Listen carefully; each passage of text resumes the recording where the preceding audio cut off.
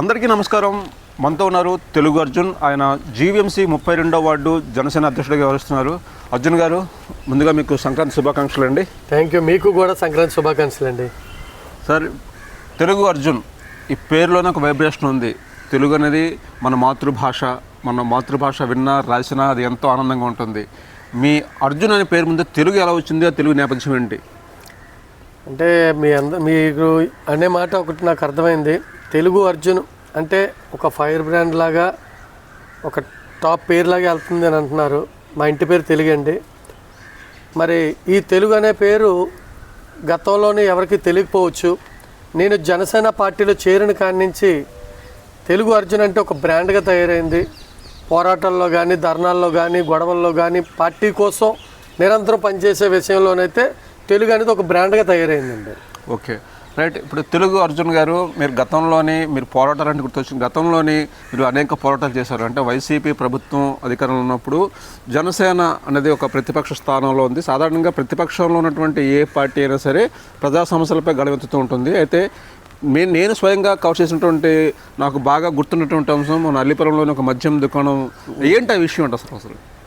అంటే గత ప్రభుత్వం, వైసీపీ ప్రభుత్వంలో ఏం చేశారంటే, స్థానిక మాజీ ఎమ్మెల్యే గణేష్ కుమార్ గారు అండజండలతోటి సపోర్ట్గా అక్కడ వైన్ షాప్ పెడదాం అనుకున్నారు.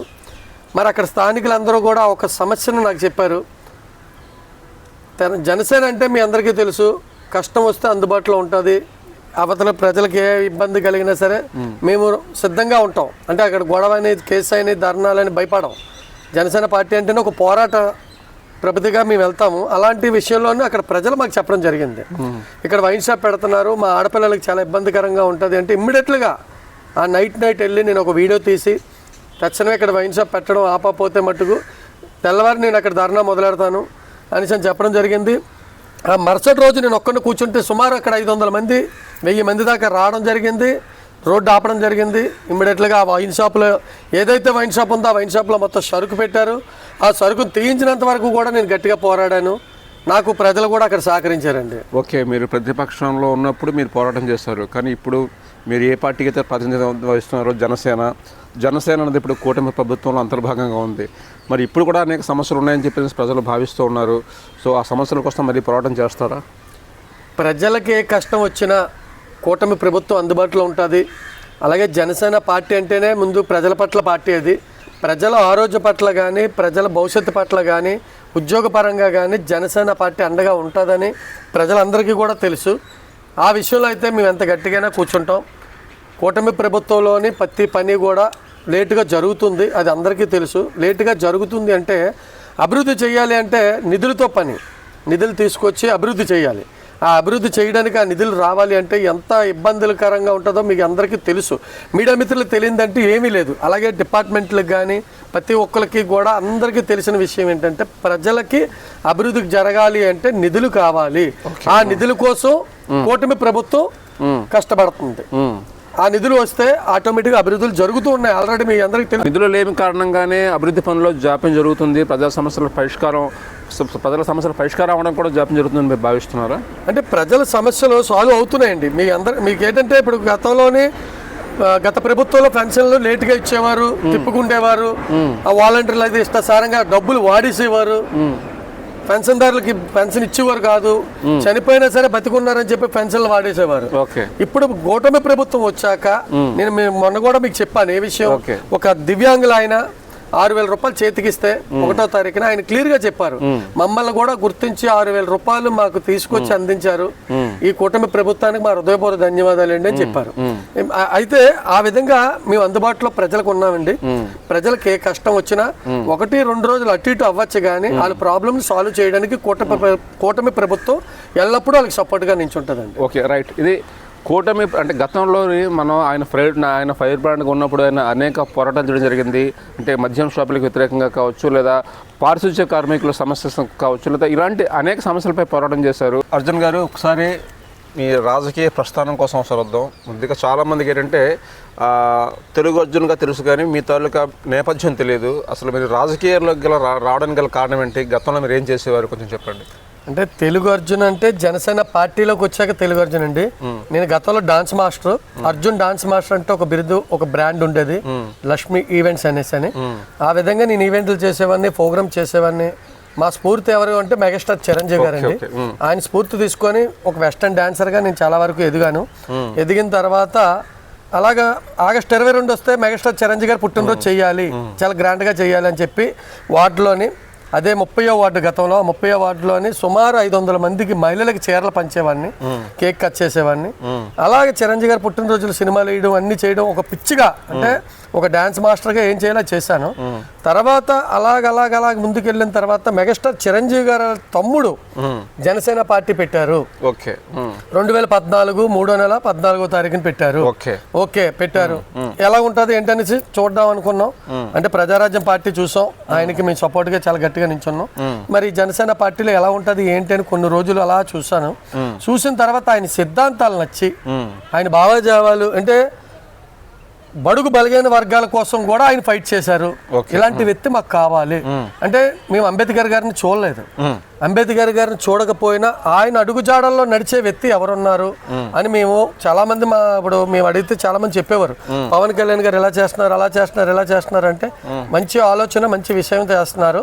అంటే బడుగు బలగైన వర్గాల్ని, సామాన్య వ్యక్తుల్ని కూడా, అంటే లబ్బర్ చెప్పులు వేసుకున్న వాళ్ళకి కూడా రాజకీయం నేర్పిస్తానని ముందుకు వచ్చిన వ్యక్తి, ఏకైక వ్యక్తి జనసేన పార్టీ అధ్యక్షులు పవన్ కళ్యాణ్ గారు అండి. ఆ పవన్ కళ్యాణ్ గారి సిద్ధాంతాలు నచ్చి మేము ఈ జనసేన పార్టీలోకి రావడం జరిగింది. అక్కడి నుంచి మా ప్రయాణం అలుపెరగని పోరాటం లాగా, తిండి తిప్పలు మానుకొని, ఎక్కడ మీటింగ్లు అయినా, ఎక్కడ పవన్ కళ్యాణ్ గారు స్పీచ్ ఇస్తున్నారన్నా అక్కడికి పరిగెట్టి వెళ్ళి ఆయన స్పీచ్ వినాలి, ఆ స్ఫూర్తి మాకు కావాలి అనే పవన్ కళ్యాణ్ గారి సిద్ధాంతాల మీద నడిచి మహిళల పట్ల బాధ్యతగా ఉండాలి అనే విధంగా ఆ రోజు నుంచి ఈ రోజు వరకు ఆ ప్రయాణం అలా సాగిందండి. మీరు గతంలోనే మీరు పోటీ చేస్తున్నప్పుడు 32వ వార్డు నుంచి వైసీపీ ప్రభుత్వం అధికారంలో ఉంది, పైగా అది కరోనా సమయం. మీ ప్రత్యర్థి ఎవరు అప్పట్లోనే 32వ వార్డు? అంటే పవన్ కళ్యాణ్ గారు సామాన్య వ్యక్తులకి బీఫామ్ ఇవ్వాలి, రాజకీయం నేర్పించాలి, వాళ్ళు తెలియకుండా అలా ఉండిపోతున్నారు అనే విషయం మీద మేము పార్టీ పనిచేస్తే ఆ 30వ వార్డులోని గతంలో చేశారు, పనిచేశారని చెప్పి. ఇప్పుడు 32 అండి. అప్పుడు 30వ వార్డులోని చేసిన తర్వాత 32 జీవీఎం సెలక్షన్కి వచ్చింది. వచ్చిన తర్వాత సుమారు 14 మంది పోటీ చేశారండి, ఇండిపెండెంట్లతో సమస్తం 14 మంది పోటీ చేస్తే అక్కడ పోలింగ్ అయింది, సగం ఓట్లు పోలయ్యాయి. కానీ మాకేంటంటే కరోనా రావడం వల్ల డబ్బు బలం చూపించుకొని వాళ్ళు ముందుకెళ్ళారండి. ఇక్కడ మాకు జీరో రాజకీయం. మాకు పవన్ కళ్యాణ్ గారు ఏం చెప్పారు, ఓట్లకు డబ్బులు అవ్వకండి, మనం జీరో చేయాలి, ప్రజలకు అది కొత్తగా నేర్పించాలనే ఆలోచన మీద మేము వెళ్ళామండి. వెళ్ళిన తర్వాత కొత్తగా కాబట్టి ప్రజల్లో మేము అందరికీ తెలుసు, ప్రజలు గుర్తిస్తారు, ఈ రోజు ఓడిపోయినా రేపు గెలుస్తాం అనే ఆలోచన మీద వెళ్ళాం. ప్రజల్లో మంచి పేరు ఉంది, మంచి గౌరవం ఉంది. కాకపోతే మీకు తెలియదే ఉంది, ప్రజలు కష్టాలు పడి వచ్చిన వాళ్ళు రూపాయి ఇస్తే ఆశ, ఎవరి రూపాయి ఇచ్చినా తీసుకుంటారు, తీసుకొని డబ్బున్నని గుర్తించుతారు. పేదోడు అంటే పేదోళ్ళలాగా ఉంటాడు, మనకు కష్టం వస్తే ఒక రూపాయి సాయం చేయలేడు కదా, అలాంటి వ్యక్తిని ఏం చేస్తామని ప్రజలు ఆలోచించారు ఆ రోజుల్లో. ఈ రోజుల్లో పేదోడిదే బలం. ఏ రాజకీయ పార్టీకైనా సరే అధికారం అంతిమ లక్ష్యం, అదేవిధంగా రాజకీయ నాయకుడికైనా సరే అంతిమ లక్ష్యం అధికారం. మీ మనసులో కూడా ఖచ్చితంగా నేను కూడా ఒక అధికారికంగా ఎదగాలి, గతంలోని కార్పొరేటర్గా పోటీ చేశారు, కాకపోతే మీరు చెప్పినటువంటి కారణాల వల్ల వెనకబడ్డారు. సో త్వరలోనే జీవీఎంసీ ఎన్నికలు కూడా జరగబోతున్నాయి, మీరు మళ్ళీ పోటీ చేసే అవకాశం ఉందా? పార్టీ మీకు టికెట్ ఇస్తుందా? ఇదంతా పార్టీ పెద్దలు చూసుకుంటారు. కష్టపడ్డం వరకు అంటే పని చేయండి, ఫలితం మేము చూసుకుంటామని పవన్ కళ్యాణ్ గారు ప్రతి మీటింగ్లో చెప్తారు. ఆ విధంగా మేము పని చేస్తున్నాం, ప్రజల్లో ఉన్నాం. ఈరోజు తెలుగు అర్జున్ అనేవాడు ఒక బ్రాండ్. అది 32వ వార్డు అవ్వచ్చు, విశాఖ దక్షిణ నియోజకవర్గం అవ్వచ్చు, ఉత్తరాంధ్ర అవ్వచ్చు, ఎక్కడైనా. అంటే ఏ విధంగా అంటే అలుపెరగిన పోరాటంగా పార్టీ కోసం నిజాయితీగా ఒక సమస్య మీద పోరాడే వ్యక్తినండి. నిత్యం ఈ వైట్ అండ్ వైట్ వేసుకొని ఉంటున్నాను అంటే రాజకీయ నాయకుడు ఎలా ఉండాలి అని ప్రజలకు నేను తెలియజేస్తున్నానండి. వాళ్ళు వచ్చి నాకు కష్టం చెప్తే ఆ కష్టాన్ని నేను తీర్చాలి. అది నేను అధికారుల దగ్గరికి వెళ్తానా, లేదా రాజకీయ నాయకుల దగ్గరికి వెళ్ళి పని చేయించుకుంటానా, లేదా ఇంకా పెద్ద వాళ్ళ దగ్గరికి వెళ్ళి చేయిస్తానా అని ప్రజలకు తెలుసు. కాబట్టి నా దగ్గర ప్రతి సమస్య నా దగ్గర తీసుకొస్తారు. నాకు తోచిన సహాయం నేను చేయడానికి సిద్ధంగా ఉన్నాను. రానున్న రోజుల్లో ఎన్నికల్లో జనసేన పార్టీ గుర్తించి, అలాగే కూటమి ప్రభుత్వంలో ఉన్నాం కాబట్టి ఎక్కడ ఏ టికెట్లు వస్తాయో మాకు తెలియదు. పార్టీ గుర్తించి తెలుగు అర్జున్కి టికెట్ ఇవ్వండి అని అంటే మట్టు నేను పోటీ చేయడం సిద్ధంగా. కానీ అదే అంటున్నాను, జీవీఎంసీ కార్పొరేషన్ ఎలక్షన్ అంటే అది మళ్ళీ ఒక టిపికల్ సబ్జెక్ట్గా మారిపోతుంది. ఎందుకంటే ఇండివిజువల్గా పార్టీ ఉన్నప్పుడు వేరు, కానీ ఇప్పుడు కూటమిలోని 3 పార్టీల మేలు కలయిక, తెలుగుదేశం, జనసేన, భారతీయ జనతా పార్టీ. ఈ నేపథ్యంలోనే ఏ వార్డు ఏ పార్టీకి వెళ్తుందో, ఏ కార్పొరేటర్కి వెళ్తుందో, ఏ వ్యక్తి మళ్ళీ కార్పొరేటర్కి వెళ్ళిపోతారు అనేది మాత్రం అది ఎన్నికలు అంటే టికెట్లు ప్రకటించే వరకు కూడా సస్పెన్స్గానే ఉంటుంది. కాబట్టి దీంట్లో ఏంటంటే గతంలో కూడా చూసాం, ఒకరికి టికెట్ రాకపోయినా మరొకరికి సహకరించేవారు ఉన్నారు. అదే క్రమంలోనే సహకరిస్తున్నటువంటి ముసుగులోని వెన్నుపట్టి పొడిచిన వారు కూడా ఉన్నారు. రాజకీయాలు ఇవన్నీ కూడా కామనే. సో ఇటువంటి పరిస్థితులు వేరే చేసుకుంటే రాబోయే రోజుల్లోని జీవీఎంసీ ఎలక్షన్స్లోని జనసేన తాలూకా ప్రస్తుతం ఎలా ఉండబోతుంది, మీ ప్రస్తుతం ఎలా ఉండబోతుంది అంటే రాబోయే ఎన్నికల్లో కూటమి ప్రభుత్వం ఇప్పుడు మా వార్డే ఉందండి, అటు టీడీపీకి ఇచ్చినా బీజేపీకి ఇచ్చినా జనసేనకి ఇచ్చినా అది జనసేన నాకు ఇస్తారనేసి నేను అనట్లేదు. పార్టీ గుర్తించి కష్టపడిన వాళ్ళు ఉన్నారు అని గుర్తించి మన స్థానిక ఎమ్మెల్యే గారు ఉన్నారు, స్థానిక నాయకులు చాలా మంది ఉన్నారు. ఎందుకంటే ఫస్ట్ నుంచి ఉన్నారు అంటే ఇప్పుడు వంశీకృష్ణ గారు ఎమ్మెల్యే గారు, అలాగే మా పెద్దలు శివశంకర్ గారు, బొలిశెట్టి సత్య గారు, పెద్దలందరూ కూడా మనం కష్టపడింది వాళ్ళకి తెలుసు. వీళ్ళకి ఇస్తే బాగుంటుంది, వార్డు అభివృద్ధిగా ఇంకా మారుతుంది అని ఆలోచన తెచ్చుకొని మళ్ళీ మాకు టికెట్ ఇస్తే మేము పోటీ చేయడం సిద్ధంగా ఉన్నాం. ఎక్కడా కూడా వెనకడుగు వేసే పరిస్థితి లేదు. ఈ కూటమి ప్రభుత్వంలోని 32వ వార్డు జనసేన పార్టీ తెలుగు అర్జున్కి టికెట్ ఇస్తాము అని అంటే మటు గెలడానికి సిద్ధంగా ఉన్నాం, పోటీ చేయడానికి సిద్ధంగా ఉన్నాం. ఎందుకంటే ప్రజలు ఆ విధంగా ఉన్నారు. ప్రజలు ఏం చెప్తున్నారు, బాబు నువ్వు టికెట్ తెచ్చుకో మేము పని చేస్తాం, బాబు నువ్వు టికెట్ తెచ్చుకో మేము గెలిపిస్తాం. ఈ విధంగా స్పందనలో నాకు చాలా వరకు ఉంది. ప్రతి ఏరియాలో కూడా స్పందన ఉందండి నాకు. ఎందుకంటే నేను నిజాయితీగా కష్టపడుతున్నాను, పార్టీ కోసం కష్టపడుతున్నాను, ప్రజల సమస్యల పట్ల బాధ్యతగా తీసుకొని ముందుకెళ్తున్నాను. ఓకే సార్, అంటే ఇప్పుడు మీ రాబోయే ఎన్నికలలో జనసేనకు 32వ వార్డు కేటాయిస్తారా లేదా, ఒకవేళ కేటాయించిన టికెట్ మీకే వస్తుందా లేదని చెప్పితే ప్రస్తుతానికి అయితే ఎలాంటి గ్యారంటీ లేదు. అయినప్పటికీ కూడా 32వ వార్డు సంబంధించి ఆ ప్రాంతానికి సంబంధించి ఎలాంటి సమస్యలు ఉన్నాయి, స్థానికంగా మీ నాయకుడు కదా చెప్పండి. అంటే ప్రాంతానికి సంబంధించి మాకు బాగా తెలిసింది ఏంటంటే, మా చిన్నప్పటి నుంచి నేను ఫస్ట్ నుంచి కూడా నేను అక్కడే పుట్టి పెరిగాను, అల్లిపురం చలవతోటలోని. ఆ పక్క ఏరియా ఏడుగుళ్ళు ఉండేదండి. ఆ ఏడుగుళ్ళు కమ్మలిల్లు సమస్య ఇప్పటి వరకు మాకు తేలలేదు. మేము గతంలో చాలా వరకు ఫైట్ చేసాం. ప్రజెంట్ ఇప్పుడు స్థానిక ఎమ్మెల్యే గారి దగ్గర, వంశీకృష్ణ గారి దగ్గర పెట్టడం జరిగింది. ఆయన కూడా ఓకే అన్నారు, మాట్లాడదాం, శాంక్షన్ చేద్దాం, ఎక్కడా కూడా ప్రజలకు ఇబ్బంది కలగకూడదని చెప్పారు. ఆ విధంగా మేము రెడీగా ఉన్నాం. అలాగే చిన్నవి ఇప్పుడు మన రైల్వే స్కూల్ ఉంది, వాళ్ళు కొద్దిగా డైనింగ్ హాల్ అడిగారు. అంటే వార్డు ప్రెసిడెంట్ గా నాకు అడిగిన తర్వాత నేను చేద్దాం, ఎమ్మెల్యే గారు చెప్పడం జరిగింది, ఎమ్మెల్యే గారు కూడా చేద్దాం అన్నారు. అన్ని కూడా చిన్న ఉన్నాయండి. ఆ చిన్న సమస్యలు సాల్వ్ చేయడానికి ఇక్కడ స్థానిక ఎమ్మెల్యే గారు ఉన్నారు, వార్డు ప్రెసిడెంట్ గా మేము ఉన్నాం, అధికారులు ఉన్నారు, అందరూ కూడా చేయడానికి సిద్ధంగా ఉన్నారు. కాకపోతే కొద్దిగా పని లేట్ అవుతుంది. ఎందుకు లేట్ అవుతుంది అంటే చెప్పాను కదండి, ప్రతిదీ కూడా నిధులతో పని. ఒక దగ్గర బాగు చేయాలంటే సుమారు 50 లక్షలు ఖర్చు అవుతుంది. ఆ 50 లక్షలు రావాలంటే ఎలా వస్తుంది? గవర్నమెంట్ ఇప్పుడు డబ్బు లేదు. ఏం చేస్తుందంటే గత ప్రభుత్వం అప్పులు చేసి వెళ్ళిపోయిన దాన్ని ఇప్పుడు అంతా కూడా సాల్వ్ చేసుకొని ఎక్కడికెక్కడ అన్ని వర్కులు ఇప్పుడు మీరు చూసారు కదా, మన భోగాపురం ఎంతవరకు అయ్యింది, ఈ రోజు ఫ్లైట్ ఎగిరింది. ఎన్ని సంవత్సరాల నుంచి జరుగుతుంది అంటే దాన్ని ఎలాగా ప్రాబ్లం సాల్వ్ చేయాలి అంటే ఒక బ్రిడ్జి ఉంది, ఆ బ్రిడ్జిని క్లియర్ చేయాలంటే దానికి నిధులు కావాలి. ప్రతిదీ కూడా రూపాయితో సంబంధించి పని ఉంది. ఆ పనులన్నీ సాల్వ్ అవుతాయి. రానున్న ఎన్నికలకు ముందే ఇవన్నీ కూడా సాల్వ్ చేస్తారనేసి ప్రజలకు మనం అందరం మాటిచ్చాం. అలాగే స్థానిక ఎమ్మెల్యే గారు కూడా చెప్పడం జరిగింది, ఎక్కడ ఏ సమస్య ఉన్నా క్లియర్ చేద్దాం, ప్రజల పట్ల మీరు రోజు తిరగండి, ప్రజలకు ఏ సమస్య ఉన్నా మీరు అందుబాటులో ఉండండి, వార్డులో తిరగండి అని ఎమ్మెల్యే గారు చెప్పారు. నిన్న కాక మొన్న ముఖ్యమంత్రి చంద్రబాబు నాయుడు గారు ఒక ట్వీట్ చేశారు, ఒక సందేశం ఇచ్చారు. అదేంటంటే మీకు కూడా తెలిసి ఉంటుంది, ఒక మహిళ జగన్నాబాద్ జంక్షన్లోనే ప్రభాస్ గారి సినిమా రిలీజ్ ఆయన ఏంటంటే పేర్కొన్నారు, విశాఖ బ్రాండ్ ఇమేజ్ని కొంతమంది దెబ్బతీసే ప్రయత్నం చేస్తున్నారు. సో పోలీసులు తక్షణమే స్పందించి బ్రాండ్ ఇమేజ్ని కాపాడడంలో సఫలీకృతులు అయ్యారని చెప్తున్నారు. దానికి మీరేమంటారు? అంటే కూటమి ప్రభుత్వంలో శాంతి భద్రతలు కావచ్చు, లేకపోతే మహిళల పరిస్థితి కావచ్చు, ఎలా ఉంది మీరు భావిస్తున్నారు? మీకు ఒకటే క్లియర్గా చెప్తానండి, చంద్రబాబు నాయుడు గారు ట్వీట్ చేశారు అంటే ఇక్కడ పోలీస్ వ్యవస్థ కరెక్ట్గా పనిచేస్తుంది. ఈ కూటమి ప్రభుత్వంలో పోలీస్ వ్యవస్థ కరెక్ట్గా పనిచేస్తుంది.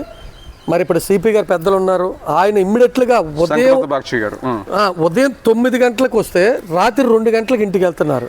ఏ ఒక సమస్యని ఇమ్మీడియట్లుగా సాల్వ్ చేస్తున్నారు, ప్రజల్లో పెడుతున్నారు, ప్రజలకు అందుబాటులో ఉంటున్నారు. అంటే డిపార్ట్మెంట్ అంతా కూడా ప్రజలకు సహకరిస్తున్నారు. ఇప్పుడు ఆ ఆడపిల్లే ఉంది, డైరెక్టర్గా అమ్మాయి వచ్చి మన ఎంఆర్పేటలోని మన దివాకర్ సిఏ గారు ఎదురుగా చెప్పింది, ఈయన ఈ ప్రాబ్లం ఉందండి, మెంటల్గా ప్రాబ్లం ఉన్నారు అనేసి అని. అమ్మాయి అలా చెప్పింది అంటే అమ్మాయికి కూడా బాధ్యత ఉంది. ఏ విధంగా సొసైటీ మీద బాధ్యత ఉంది అమ్మాయికి కూడా. సొసైటీలో ఇలాంటి వాళ్ళు ఉన్నారు, వీళ్ళు తీసుకెళ్లి బాగు చేయించండి, ట్రీట్మెంట్ చేయించండి. అంటే ఈ రోజు నాకు జరిగింది రేపు ఇంకోళ్ళకి జరగకూడదు అని ఆడపిల్లలు కూడా ధైర్యంగా ఉన్నారు. కూటమి ప్రభుత్వం వచ్చాక ఆడపిల్లలు ధైర్యంగా ఉన్నారు, మహిళలకు ఎక్కడా కూడా ఏ ఇబ్బంది జరగట్లేదు. ఎవరెవరు ఏ తప్పులు చేసినా సరే వాళ్ళకి పిలిచి కౌన్సిలింగ్ ఇస్తుంది డిపార్ట్మెంట్. పోలీసు వ్యవస్థ పర్ఫెక్ట్ గా పనిచేస్తుంది. ఈ రోజు మీరు చెప్తే నమ్మరు కానీ సిపి గారు ఏమైనా మొబైల్స్ దొరికినా, ఏమైనా బళ్ళు దొరికినా, ఏమైనా గోల్డ్ దొరికినా పబ్లిక్లో మీడియా ముందు పెట్టి పలానా వ్యక్తిది అని పిలిచి మరీ హ్యాండ్ ఓవర్ చేస్తున్నారు. అంటే ఈ కూటమి ప్రభుత్వంలో ఇలా జరుగుతుంది అంటే ప్రజలకు కూడా తెలుస్తుంది కదండి, ఏది మంచి ఏది చెడ్డ అని. డిపార్ట్మెంట్ అంటే పోలీస్ వ్యవస్థ అంత కరెక్ట్గా పనిచేస్తుంది. అర్ధరాత్రి 1 గంట వరకు సిపి గారు ఆయన ఆఫీసులో ఉండవలసిన అవసరం ఏముందండి? అంటే ఆంధ్రప్రదేశ్ ప్రజలు పర్ఫెక్ట్గా ఉన్నారా లేదా, ఏ విధంగా ఉన్నారు, అలాగే ఆంధ్రప్రదేశ్ ప్రతి ఒక్క వర్గం కూడా పర్ఫెక్ట్గా పనిచేస్తుంది. జీవీఎంసీ పరిధిలోనే గడిచిన కొద్ది రోజుల కంటే 1 నెల నుంచి 10 రోజుల నుంచి వ్యవధిలోని ఆక్రమణల తొలగింపు లేదా రోడ్డు పక్కన ఉన్నటువంటి తొలగింపు అయితే కొనసాగుతుంది. దానివల్ల చాలామంది ఇబ్బందులు పడుతున్నారు. ఈ ప్రభావం రేపు పొద్దున్న జీవీఎంసీ ఎన్నికలు జరిగినప్పుడు ప్రభావం చూపించే అవకాశం ఉందా? లేదండి, ఎందుకు లేదు కూడా నేను చెప్తాను. ప్రజలకి ఈ రోజు చెడు జరగచ్చు, రేపు మంచి జరుగుతుంది మీకు. ఎందుకంటే చాలా వరకు ఇప్పుడు రోడ్లు కొట్టేస్తున్నారు, షాపులు తీసేస్తున్నారు అని అంటున్నారు, కానీ అక్కడ అభివృద్ధి కావాలి. ఇప్పుడు వీళ్ళు తీసే బడ్డీని నీట్గా గవర్నమెంట్కి సంబంధించి షాపులు అయ్యాయి అనుకోండి, ఎవరికో అక్రమంగా డబ్బులు ఇచ్చి రెంట్లు కట్టుకునే ఇబ్బందులు లేకుండా డైరెక్ట్ జీవీఎంసీ అధికారులకి గవర్నమెంట్కి నిధులు వెళ్తాయి. వీళ్ళు రేపు పొద్దున్న ఎవరు కూడా వీళ్ళు ఇబ్బంది పెట్టరు. వీళ్ళకి మీటర్ ఉంటుంది, వీళ్ళకి ఒక రిసిప్ట్ ఉంటుంది, హ్యాపీగా వీళ్ళు షాపులు వీళ్ళు ఓనర్లాగా హ్యాపీగా చేసుకోవచ్చు. ఈ రోజు ఎవరికిందో పనిచేసే వాళ్ళందరినీ కూడా ఓనర్లుగా చేయడానికే ఈ ప్రభుత్వం నిర్ణయం అండి. అంటే ఇప్పుడు నేను వాళ్ళ దగ్గర కూలి పని చేస్తున్నాను, జీవితకాలం ఈ కూలి పనే చేస్తే నేను ఎప్పుడు ఓనర్ అవుతాను? ఆ విధంగా మనకు షాప్ ఇస్తున్నారు. ఆ షాపుకి నెలకి ఇప్పటి వరకు 10,000 కట్టిన వాళ్ళకి గవర్నమెంట్కి 1,000 రూపాయలు కట్టండి అంటున్నారు. అది అభివృద్ధి మారుతుంది కదండి. ఆటోమేటిక్గా ఇప్పుడు ప్రజలు ఎక్కడొక్కడ అప్పు చేస్తారు. అప్పు తీర్చాలంటే ఇక నెలకు కట్టి 10,000 20,000కి ఇంకా అప్పు ఎక్కడ తీరుతుందండి? ఇప్పుడు నెలకు 1,000 కట్టారనుకోండి, మిగతా డబ్బులు అప్పు తీర్చుకోవచ్చు. వడ్డీల మీద వడ్డీలు కట్టకుండా ఇబ్బంది పడకుండా ఈ ప్రభుత్వం తీసుకున్న నిర్ణయం అండి. ఈ రోజు ఇబ్బంది పడచ్చు, రానున్న రోజుల్లో వాళ్ళ భవిష్యత్తులు అందరివీ మారుతాయండి. రైట్. అంటే ఇప్పుడు మనం చాలా విషయాలు కూడా మాట్లాడడం జరిగింది. స్థానికంగా వార్డు సమస్యల నుంచి శాంతి భద్రతల విషయం కూడా మాట్లాడుకోవడం జరిగింది. అదేవిధంగా విశాఖపట్నం బ్రాండ్ ఇమేజ్ కోసం కూడా మాట్లాడడం జరిగింది. ఇక మళ్ళీ మీ వ్యక్తిగత విషయానికి వద్దాం. తెలుగు అర్జున్ గారు, మీరు మొదట్లోని డ్యాన్స్ ఇన్స్టిట్యూట్ నడిపించేవారు. మెగాస్టార్ చిరంజీవి అంటే ఇష్టం, డ్యాన్సులు అంటే మీరు డ్యాన్స్ మాస్టర్. జీవి నటన అంటే ఇష్టపడిన వారు ఉంటే ఎవరు ఉంటారు బహుశా ఈ మన తెలుగు గడ్డ పైన. ఆ మాటకు వస్తే ప్రపంచంలోని తెలుగు వారు ఎక్కడున్నప్పటికీ కూడా చిరంజీవి తాలూకా నటన కానీ, చిరంజీవి డ్యాన్సులు అంటే మాత్రం అలాగా చూస్తూ ఉండిపోవాలని చెప్పి భావిస్తూ ఉంటారు. సో మీ వరకు అయితే చిరంజీవి గారు నటించిన చిత్రాలలోని ఏ పాటకు సంబంధించిన డ్యాన్స్ మీకు బాగా నచ్చింది? అంటే నాకు ఊహ తెలియక ముందు చిరంజీవి గారి గురించి మాకు తెలియదు. ఊహ తెలిసిన తర్వాత మేము నాకు ఒక 1995లోని నేను డాన్సర్గా దిగాను, ఒక సైడ్ డాన్సర్గా. అక్కడి నుంచి గత పాటలన్నీ చేసాం, కానీ నాకు ఏ పాటలు కూడా అంత ఇంట్రెస్ట్ కలిగేది కాదు. మెగాస్టార్ సాంగ్ కానీ వచ్చింది అంటే ఇంకా మెగాస్టార్ గారు అంటేనే ఆ సాంగ్ లో ఆ ఊపు ఉంటుంది. ఆ ఊపు అంటే మామూలుగా ఉండదు, ఆటోమేటిక్గా బాడీ రిథమ్ వచ్చేస్తుంది. అంటే ఈ రోజు రాజకీయ నాయకులుగా మేమేదో పొలిటికల్ గా చెప్పట్లేదు, ఆటోమేటిక్ బాడీ రిథమ్ వచ్చేస్తుంది. చిరంజీవి గారి పాట ఎక్కడ ఈ చివరి నుంచి ఆ చివరికి వినబడినా సరే ఇక్కడ బాడీ రిథమ్ వస్తుంది. అంటే ఆయన పాటల్లో కానీ ఆయన డాన్సుల్లో కానీ ఆ ఒక స్పీడు, ఆ ఒక క్రేజ్ ఉంది. కాబట్టి ఈ రోజు మెగాస్టార్ చిరంజీవి గారు స్ఫూర్తి తీసుకొని వెస్టర్న్ డాన్సర్స్ అందరూ కూడా, వెస్టర్న్ డాన్సర్స్ అంటే మా ఒక విశాఖపట్నంలోనే Visakha western dancer welfare association union ఉంది. ఆ యూనియన్కి సంబంధించి కళాకారులు సుమారు 2,500 మంది డాన్సర్స్ ఉన్నారు. వాళ్ళందరూ కూడా ఇదే మెగాస్టార్ చిరంజీవి గారు స్ఫూర్తి తీసుకొని మెగాస్టార్ చిరంజీవి గారు స్ఫూర్తి తీసుకుని 3,000 మంది కుటుంబాలు డాన్సర్స్ అందరూ కూడా ఆయన స్ఫూర్తితో వెళ్తున్నారంటే ఒక విశాఖపట్నంలోనే అనుకుంటున్నాం, ప్రతి ఒక్క జిల్లాలో కూడా మెగాస్టార్ చిరంజీవి గారి పేరు మారు మోగిపోయింది కాబట్టి ఈరోజు ఎక్కడికక్కడ డాన్సర్స్ అందరూ కూడా తయారయ్యారు. ఓకే ఓకే, మీరు గతంలోని ఒక డాన్స్ మాస్టర్గా ఉన్నారు, తర్వాత మీరు ఇప్పుడు చెప్పారు వైట్ అండ్ బట్టి వేసుకుంటున్నారు. ఇప్పుడు గతంలో ఉన్నటువంటి ఫ్రీగా ఇప్పుడు ఉండడం కుదరదు. మీకు ఇప్పుడు అలా అనిపిస్తూ ఉంటుందా, మళ్ళీ ఆ రోజులు వస్తే బాగుందని చెప్పనేసి? నాకు ఎప్పుడు కూడా ఒక్కోసారి ఒక మీటింగుల్లోని కానీ ఒక ఫంక్షన్లో కానీ మరి స్థానిక ఎమ్మెల్యే గారు కానీ పెద్దలు మన శివశంకర్ గారు కానీ అప్పుడప్పుడు చెప్తూ ఉంటారు ఓ పాట వేయండి అని. అప్పుడు నాకు ఎలాగనిపిస్తుంది అంటే ఇదే అవకాశం. అంటే ఇప్పుడు నేను ఎక్కడ వేస్తాను అనుకోండి డాన్స్, ఎక్కడ చెడ్డ పేరు రాకూడదు. అదే వీళ్ళు ఇచ్చారనుకోండి పర్మిషన్, నాకు ప్రాబ్లం ఉండదు, చాలా నీట్ గా చేస్తాను, నాకున్న బాడీ రిథము. ఈ రోజుకి కూడా మెగాస్టార్ చిరంజీవి గారు అత్తకేమిడి అమ్మాయికి 3 సాంగ్ మెరుపుల సాంగ్ ఉంటదండి, ఇంకా మరి దున్నుకు వెళ్ళిపోవచ్చు. అలాగే మరి కొదమ సింహం, తర్వాత చాలా వరకు సినిమాలు ఉన్నాయండి, కొండవీడి దొంగ, అంటే మంచి సాంగ్స్ నేను ఎంచుకునే సాంగ్స్ అవి.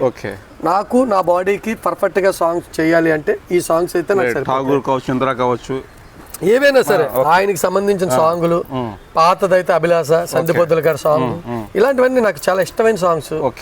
అలాంటి సాంగ్స్ గ్యాంగ్ లీడర్, వాన వాన విలువ, ఇలాంటి సాంగ్స్ అన్ని కూడా నాకు ఇష్టమైనవి. ఒకటండి మీడియా మిత్రులకి అందరికీ కూడా నేను తెలియజేసుకోవాల్సిన ఒకటే విషయం అండి, ఎప్పటికైనా నా గోల్ ఒకటే, అంటే రాజకీయంకి రాకముందు నేను ఫస్ట్ నుంచి గోల్ పెట్టుకున్నాను, ఏ రోజైనా మెగాస్టార్ గారి పాదాలకు దండం పెట్టి ఈ రోజు ఒక డాన్స్ మాస్టర్ గా లేదా ఒక జనసేన పార్టీలో ఒక వార్డు ప్రెసిడెంట్ గా కార్పొరేటర్ గా పోటీ చేసే స్థాయికి ఎదిగాను అంటే మెగాస్టార్ స్ఫూర్తి తీసుకొని ఆయన అడుగుజాడల్లో వెళ్ళిన డాన్సర్ గా రాజకీయంగా వెళ్తున్నాను కాబట్టి ఏ రోజైనా ఆయన పాదాలకు ఒకసారి దండం పెట్టి, ఫోటోలు కాదండి, ఆయన పాదాలు దండం పెట్టి తాకాలి. ఎందుకు తాకాలి అంటే నేను ₹1 తిన్నానంటే ఒక డాన్స్ మాస్టర్గా ఆయన స్ఫూర్తేనండి.